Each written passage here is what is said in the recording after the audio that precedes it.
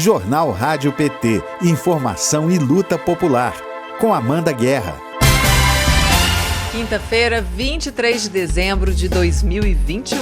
Nesta edição especial de férias do Jornal Rádio PT, você vai rever as entrevistas com o presidente do Instituto Lula, Márcio Postman, e com a Ana Mui Laerte, diretora do documentário Alvorada. Muito bem-vindo, Márcio. Bom dia. Bom dia, Amanda. Satisfação estar contigo e todos que nos acompanham. Maravilha. Eu queria que você comentasse, Márcio, como a gente estava falando mais cedo com o líder da bancada do PT na Câmara, a situação do Brasil em que as desigualdades elas se aprofundaram durante a pandemia, com uma agenda econômica que penaliza ainda mais, né, as pessoas mais pobres, mais vulneráveis. Eu queria que você comentasse esse contexto, como é que ele se deu e como é que ele está sendo construído. Bom, nós já vínhamos numa trajetória extremamente dramática para a população brasileira, especialmente aqueles situados no chamado andar de baixo da sociedade, né, na base da pirâmide social. Nós estávamos em 2019 com atividade econômica cerca de 3% abaixo do que havia sido em 2014. O Brasil jamais tinha passado por um período tão longo, de tantos anos, sem haver crescimento econômico, e toda vez que não há elevação da atividade produtiva, o que nós temos, por consequência, é a presença do desemprego em grande escala e, ao mesmo tempo, o próprio subemprego, que é a tentativa de sobreviver, especialmente para aqueles que não têm outra alternativa. Ocorre que com a pandemia em 2020 e a desorganização do governo, o despreparo para lidar com um problema dessa natureza, fez com que nós tivéssemos uma recessão muito perversa, 4,1% segundo o IBGE, e isso fez, portanto, que a atividade econômica, quando comparada com 2014, que foi o ponto máximo de onde nós conseguimos encontrar em termos de produção, nível de produção e emprego, o Brasil estava, então, 7% abaixo do que havia sido. Então, essa é a dramaticidade que fez com que o Brasil passasse, então, a ter um estoque de pessoas sem emprego, procurando trabalho, que equivale praticamente a um trabalhador a cada 3 nessa situação. Não tem paralelo histórico e, por pior que pudesse ser ainda, o fato da economia ter encolhido 4%, é que nós tivemos um aumento da quantidade do número de bilionários e, ao mesmo tempo, maior captura da riqueza nacional por esses bilionários. Em 2019, por exemplo, o conjunto de bilionários no Brasil tinha um volume de riqueza que equivalia a 7,5% do PIB, que é a somatória de toda a riqueza de um país durante um ano. Em 2020, essa participação dos bilionários na economia brasileira subiu para mais de 15%. Então, é esse o quadro. Numa economia que não cresce, a riqueza não aumenta, mas aumenta o número de ricos e, em contrapartida, o número de pobres. E o ministro da Economia também, né, Márcio? Paulo Guedes, ele entrou em cena como o homem forte do governo, ele ganhou o apelido até de Posto Ipiranga, mas vive hoje um ostracismo político, além de deixar como legado para o Brasil um país falido e enfraquecido economicamente. Márcio, a quem interessa a destruição do protagonismo econômico do Brasil, iniciado no governo Lula e que elevou o país à 6ª economia mundial? Quem se beneficia com essa perda de protagonismo brasileiro? O presidente Bolsonaro tem sido coerente com as palavras que ele explicitou logo no início do seu governo, inclusive num banquete nos Estados Unidos, quando ele admitiu que o papel do seu governo é destruir o país. E ele vem sendo rigoroso nessa tarefa. De certa maneira, o presidente Bolsonaro faz um governo que tenta, de certa maneira, engatar, vincular-se com o final da ditadura militar. No início dos anos 80, no último período do governo militar, o legado deixado foi um legado de grandes escândalos de corrupção, uma economia sem dinamismo, amplo desemprego, desorganização das finanças públicas e alta inflação. Ora, é justamente isso que nós estamos vivendo hoje. Escândalos variados de corrupção, comentava anteriormente aí a CPI da saúde, que está revelando O que acontece na saúde, mas se eu tivesse uma radiografia de outras áreas, possivelmente os sinais não seriam diferentes, né? Podemos falar, inclusive, do desmonte do Sistema Nacional de Ciência e Tecnologia, né? A CAPES, sobretudo o CNPq, que comemora 7 anos de existência e teve um apagão. Então, na verdade, o que nós estamos vendo é uma destruição, uma continuidade do que foi a ditadura ao seu final, no início dos anos 80, um desemprego inimaginável, uma economia que não consegue voltar a crescer. Agora estamos diante de uma alta inflação, juros voltaram a subir, desanimando a recuperação econômica. É um quadro inimaginável para um país que estava entre os mais importantes do mundo. É difícil acreditar que como pode um país que estava nessa situação de praticamente pleno emprego na metade da década passada, não é?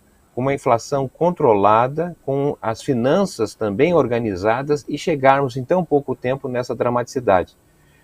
Certamente o presidente Lula, que esperamos ser eleito no próximo ano, terá uma tarefa muito grande de colocar o país nos trilhos, mas por sua competência, pela capacidade de organizar um bom governo, nós rapidamente poderemos então superar esses entraves que hoje, de certa maneira, tornam a vida do brasileiro muito difícil.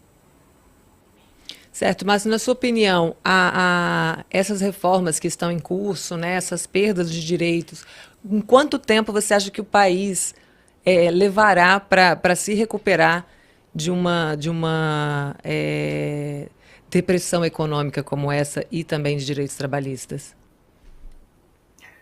A palavra que tu usaste, depressão, me parece uma palavra bastante adequada, porque a depressão é mais grave que a recessão. A recessão é quando o nível de atividade cai. A economia pode produzir 10 pares de sapatos e está produzindo 8, depois 7, depois 6, mas a sua capacidade de produção está mantida. O que nós estamos vendo no governo Bolsonaro é uma fuga de empresas, especialmente empresas multinacionais que estão saindo do Brasil, fechamento de empresas médias, pequenas empresas, então isso vai reduzindo a capacidade de produção do país. Muito tem se falado, até olhando inclusive a experiência de alguns países, nos Estados Unidos, na Alemanha, na China, por exemplo, entre outros, os governos estão muito preocupados em utilizar a pandemia como uma possibilidade de construir uma espécie de um novo normal, um novo patamar do ponto de vista do desenvolvimento. O que a gente vê aqui no nosso governo é justamente uma tentativa de voltar ao que o Brasil era em 2019. Mas já em 2019 a situação já estava mais difícil, então é algo muito apequenado do ponto de vista de quem está dirigindo o país. Acredito, portanto, que não se trata de voltar, de reconstruir, se trata basicamente de fundar novas bases, porque nós estamos diante de uma transição inegável. A transição, eu diria assim, climática, né? A transição para um modo de produção e consumo sustentável, né?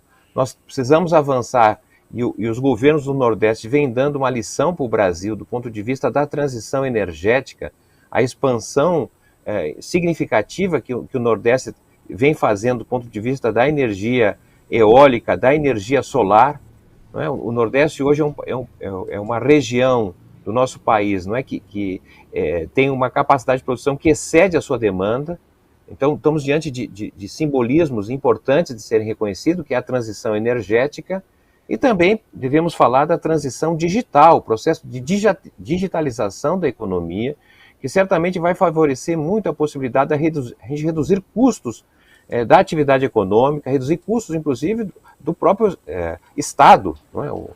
Você tem narrado aí a relação dos nossos deputados, mas o parlamento brasileiro, por exemplo, vem trabalhando já há mais de um ano sem muitas reuniões presenciais. Isso poderá, talvez, proximamente, quando a pandemia estiver superada, não é? Nós temos menos presença. O parlamento da China se reúne 3 vezes por ano, o que não significa dizer que ele não tem atividades, não é, através da internet. Então, digo isso porque me parece que essas 3 transições, não é, a energética, a transição ambiental, ecológica e a transição digital, elas na verdade inauguram um novo que nós não tínhamos no passado e, portanto, requer, eu diria assim, um governo com esta visão, com este horizonte do ponto de vista de construção de uma maioria política que transforme de fato a realidade nacional.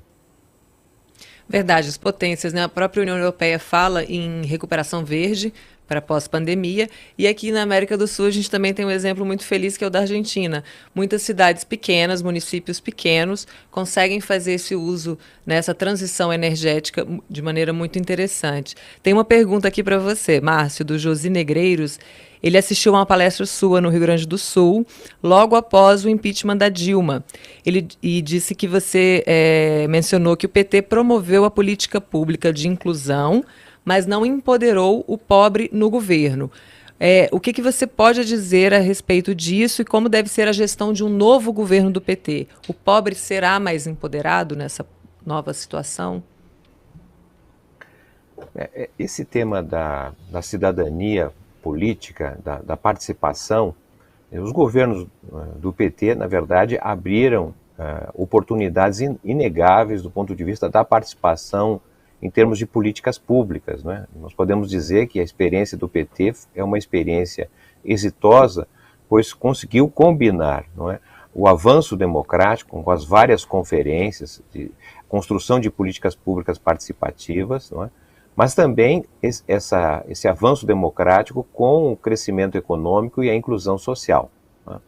O que eu tenho procurado destacar, já tem há um certo tempo, é que, de certa maneira, está havendo uma mudança na sociedade brasileira, não é? Nós tínhamos, quando o PT nasceu, há 40 anos atrás, uma sociedade industrial, uma sociedade organizada de forma diferente que nós temos hoje. Hoje a sociedade brasileira ela está assentada nos serviços. Então são características muito diferentes, são novos sujeitos sociais. A periferia, uma parte importante de um público, de um segmento que ajudou a constituir o PT nos anos 70 e 80, hoje a periferia está muito alterada, modificada por esses 40 anos, etc. Então o que eu quero chamar a atenção é que é fundamental para podermos fazer um bom governo ter uma sociedade ativa e organizada. Isso significa a renovação das nossas instituições, seja as associações de bairro, moradores, os sindicatos, o próprio Partido dos Trabalhadores, precisa se reconectar, não é, com essa pujança de uma sociedade nova que está demandando, digamos assim, novas formas de atuação. Então, a politização que é necessária ser feita, não é, passa justamente muito mais pelo acesso a bens, a políticas públicas, acesso a direitos, isso é fundamental, mas o que garante a permanência desses direitos é, de certa maneira, o povo organizado, uma participação que diga respeito a uma atuação intensa nas instituições de representação de interesses. Exato, e o próprio partido tem feito isso, né, com o projeto Nova Primavera, que a gente tem destacado aqui toda semana, e em conversa com o ex-ministro Gilberto Carvalho, a gente falou disso, que essas bases fortalecidas também vão dar garantia de sobrevida a um possível governo do PT, que é fundamental a gente ter esse apoio, governar junto com a sociedade. Márcio, eu agradeço muito a sua participação. Já fica um convite aí para uma próxima vez, tá? Porque realmente é muito pouco tempo para a gente falar de assuntos tão densos e tão importantes. Obrigada e bom dia. Igualmente. Bom dia. Ana, primeiro eu quero te parabenizar pelo filme, pela sua carreira como um todo. Seja muito bem-vinda ao Jornal Rádio PT. Obrigado. Bem-vindo, também estou feliz de estar aqui nessa data que a gente não gostaria de estar relembrando, mas é isso aí.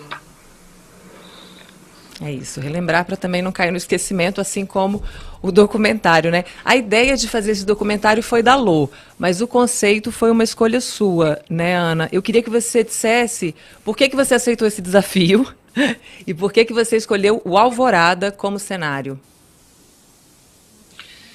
Então, quem queria fazer esse filme era a Lô, ela estava louca para fazer e ela foi até a Dilma e a Dilma meio falou, ó, chame outras pessoas, tal, meio citou meu nome, assim, então acho que a Lô veio atrás de mim um pouco por causa da Dilma. Mas eu estava muito cansada, era um momento que eu tinha acabado de lançar o Que Hora, eu tinha acabado de lançar o Mãe, então eu não estava querendo me envolver. Mas, ao mesmo tempo, a Lô insistiu tanto, e quando ela chegou, ela estava querendo fazer um filme mais como a Petra, indo nas ruas, filmando todo mundo, entrevistando todo mundo. E aí eu conversei com ela, falei assim, não, Lô, a Petra já está fazendo isso, vamos fazer um negócio diferente, vamos fazer. fechado na Alvorada, nos 3 andares, e ver como é que o golpe chega nos 3 níveis de poder que aquele palácio meio simboliza o Brasil, né? No alto a presidente, no meio os assessores e embaixo os funcionários. E aí ela gostou da ideia, a gente acabou indo apresentar a ideia para a Dilma, e aí eu acabei me envolvendo e acabei, enfim, assumindo o filme. Foi assim.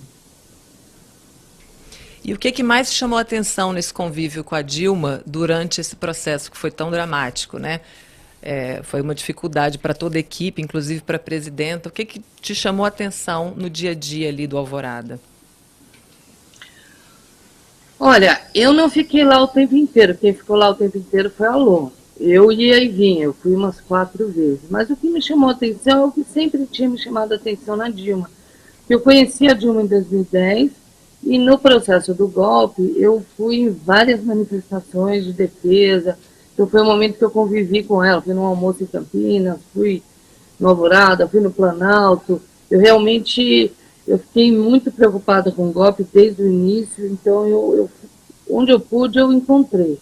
E lá no Palácio Idem, eu sempre fiquei muito impressionada como ela é uma pessoa no eixo, dificilmente ela sai do eixo, nunca vi ela ficando nervosa, e principalmente uma pessoa muito culta, com uma visão muito clara das coisas, não vitimista, e assim, principalmente ela nunca levou o golpe como uma coisa pessoal contra ela. Ela sempre entendeu isso como um movimento social político contra as políticas inclusivas do PP. Então, assim, eu acho que eu vi uma pessoa muito madura. Foi isso que eu sempre vi. E se negando a fazer os jogos, né, porque o Brasil tem jogos políticos tradicionais, né, criados desde lá de trás pelo patriarcado, de tomar lá da cá, favores. Né? A nossa política é assim, o Centrão está aí para comprovar. E a Dilma, acho que como mulher, não se viu confortável dentro disso. Ela tentou jogar um jogo mais honesto. E aí ela caiu. Isso incomodou bastante. E, Ana, no filme, né, para quem assiste, a gente tem acesso a uma mulher inteligente, interessante, super centrada, culta, como você acabou de falar. Para quem só conhece ou conhecia a Dilma dos noticiários, parece até uma outra pessoa, né? Por que o público, em geral, não tinha acesso a essa Dilma que a gente vê no filme? Porque a imprensa é misógina. A imprensa tende a... As mulheres que estão em cargos de poder, né, o patriarcado da imprensa, a imprensa dominada pelos homens, tende a ver na mulher defeitos ou fantasias, né? É raro um homem enxergar na mulher uma figura, ter um óculos neutro para ver. Eles sempre tendem a ver a mulher de acordo com a lente do patriarcado, que é a boa mulher é aquela que obedece. A mulher que não obedece não é boa, então a Dilma não é boa. E aí, no processo político de querer tirar o PT, eles transformaram ela num monstro, né? Aquela famosa capa da Isto É, ela urrando, né? Dizem que aquela foto veio da Copa do Mundo, né? Eles queriam transformar ela numa histérica, incapaz. Porque é o normal que se faz com mulheres que estão em posições de poder. Durante o filme ela fala também, Ana, da importância de contar a nossa versão dos acontecimentos, né, independentemente do resultado, do desfecho disso. Você acha que o documentário ele vai ajudar a passar limpo essa história, mesmo com essa campanha grandiosa de ódio contra a presidenta e contra o PT? Eu acho que com certeza. Eu acho que a campanha de ódio contra o PT foi tão grandiosa, assim, a máquina, tanto da mídia quanto do próprio Estado, judicial, foi tão grande, né? Fizeram as pessoas acreditarem de tal maneira que o PT era um monstro, que eu acho que isso ainda não curou. Acho que isso ainda está em curso. Mas a Dilma, eu acho que muita gente já se arrependeu, já entendeu, a partir do filme da Petra, Democracia em Vertigem, a partir do processo do filme da Gota, e a partir do nosso, e a partir dos fatos históricos que se desenrolaram, todos eles previstos com muita clareza pela Dilma, em todos os momentos, especialmente no discurso final. Então, ela sabia, isso aqui é uma guerra de narrativa, nesse momento a gente vai perder, mas é importante que ao longo da história a verdade apareça. E já está aparecendo. Com certeza. E Ana, onde é que o público pode assistir seu filme? Eu, por exemplo, assisti no É Tudo Verdade, teve o lançamento nos cinemas e em plataformas digitais. Onde que o público consegue assistir ao documentário? Ele está nas plataformas digitais, ele está no Now, ele está no YouTube, acho que agora no Telecine, essa semana ele no Brasil. Então, se você entrar no Google, você descobre todas as plataformas, da Apple, TV, enfim, tem que pagar para assistir. Sim, claro. Ô, Ana, para finalizar, eu queria que você fizesse uma análise do fazer cinema no Brasil atualmente, e a gente pode pegar como ponto de partida a reabertura política. Eu queria que você fizesse uma leitura de como é que está sendo essa atividade, essa profissão no Brasil. A reabertura política, o que você chama disso? 89, depois da eleição do Collor. Ah, sim, da retomada. Quando o Collor entrou, ele fechou o cinema numa coisa similar ao que está acontecendo agora com esse presidente. Foram 10 anos de deserto, né, onde não teve cinema. Depois, com Itamar e Fernando Henrique, depois o governo PT, isso foi tomando um vulto, foi havendo apoio. Aí começou a haver uma pujança na produção. E quando essa produção estava no auge, entrou esse governo, desde o Temer, e começaram a fechar. Então, hoje está um momento difícil de fazer cinema com subsídio do Estado. Por outro lado, existem todos os streamings, existe a internet, existe o YouTube. Então, eu vejo a juventude está produzindo para o TikTok, para o YouTube, para o Instagram. É um outro tipo de produção, mas eu acho que o audiovisual também mudou. Então, hoje, assim, aquela parada do apoio do governo é para um tipo de coisa, que é o cinema, longa, mas outras formas estão acontecendo. Não é o mesmo deserto que eu vivi quando eu tinha 20 anos. Agora, Tá certo, até quando o governo vai parar, enfim, aí a gente não sabe. Ok, Ana, eu te agradeço muito pela sua participação aqui hoje com a gente. Vida longa ao Alvorada, porque um filme demora para ser feito, ele merece rodar muito tempo, e um filme como esse é eterno, né? Marca uma época do país, uma época importante, merece ser visto e revisto. Muito obrigada, bom dia para você. Obrigado vocês. E torcendo para que o país se resista à sua democracia. Rádio PT. Aqui toca democracia.